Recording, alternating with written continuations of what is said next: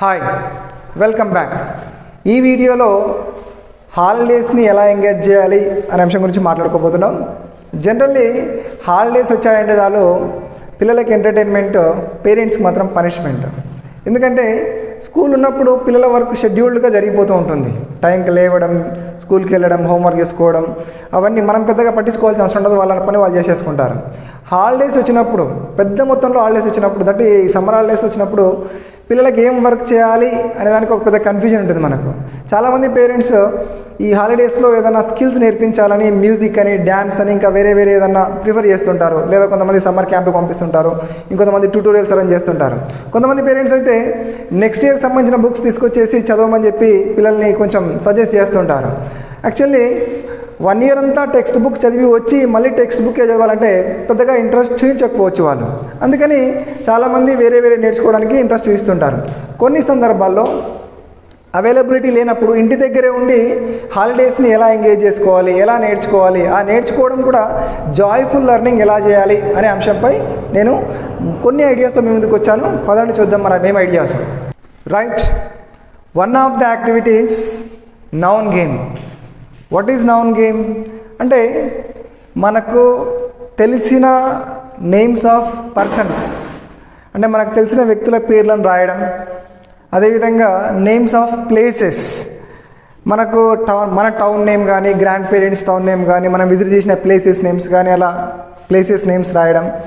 Animals, names of animals, like how many animal names do you know, నీకు ఎన్ని జంతువుల పేర్లు తెలుసు, ఆ జంతువుల పేర్లన్నీ రాయడం.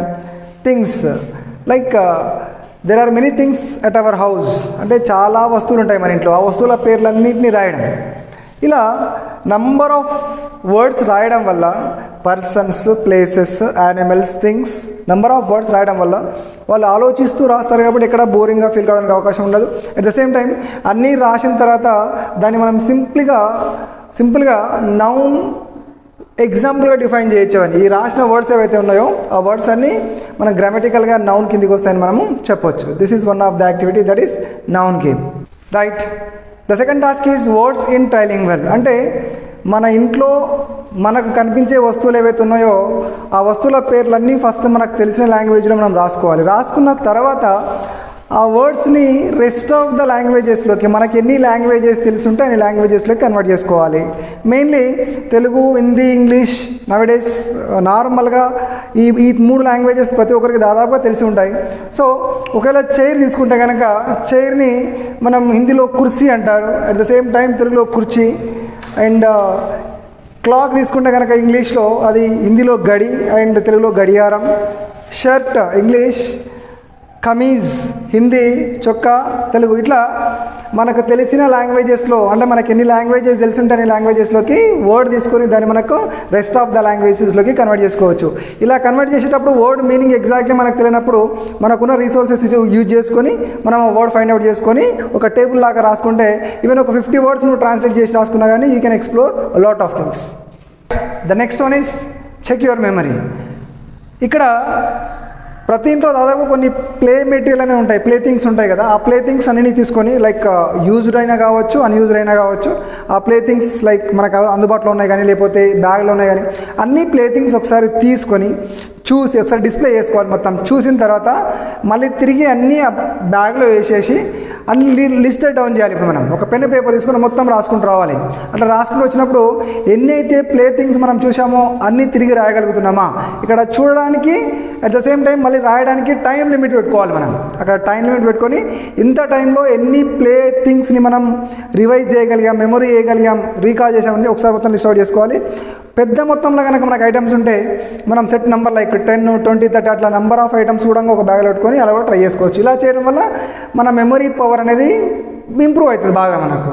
అట్ ద సేమ్ టైం మనం ఎన్ని గుర్తుంచుకోగలుగుతున్నామో మనకు తెలిసిపోతుంది. Right, the next one alphabetic words. అంటే మనకు A to Z 26 లెటర్స్ ఉంటాయి. దాంట్లో ఫస్ట్ లెటర్ ఏ తీసుకొని ఏతో స్టార్ట్ అయ్యే వర్డ్స్ అన్నీ రాయాలి మనం. అంటే నీకు ఎన్ని వర్డ్స్ గుర్తున్నాయి, ఏతో స్టార్ట్ అయ్యే వర్డ్స్లో మనం ఎన్ని వర్డ్స్ రాయగలుగుతాం. A apple, ant, like ambulance, like అంటే అట్లా ఏతోని బిగినింగ్ అయ్యే వర్డ్స్ అన్నీ రాయాలి. ఎన్ని వర్డ్స్ రాయగలుగుతావో అన్ని రాసిన తర్వాత నెక్స్ట్ బీతో నువ్వు ఎన్ని వర్డ్స్ రాయగలుగుతాం, బనానా కావచ్చు, బెంచ్ కావచ్చు, బెఫెల్లో కావచ్చు, బాల్ కావచ్చు లాంటివి.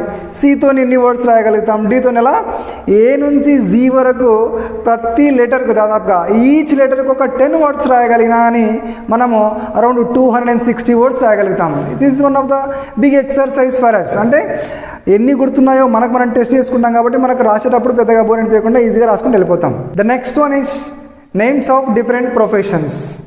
చాలా వరకు సొసైటీలో మనం డిఫరెంట్ టైప్స్ ఆఫ్ పీపుల్ని చూస్తూ ఉంటాం.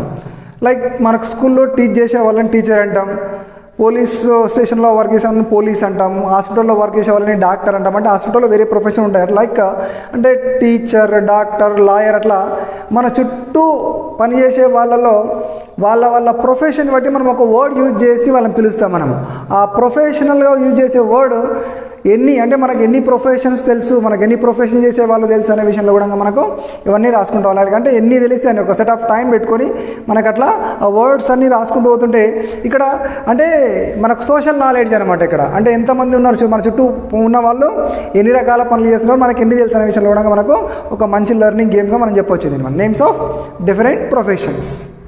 Right, one more activity, family tree chart. Actually మనకు మన ఫ్యామిలీ బ్యాక్గ్రౌండ్ తెలిసి ఉండడం అనేది చాలా వరకు అవసరం, మనకు తెలిసి ఉండాలి.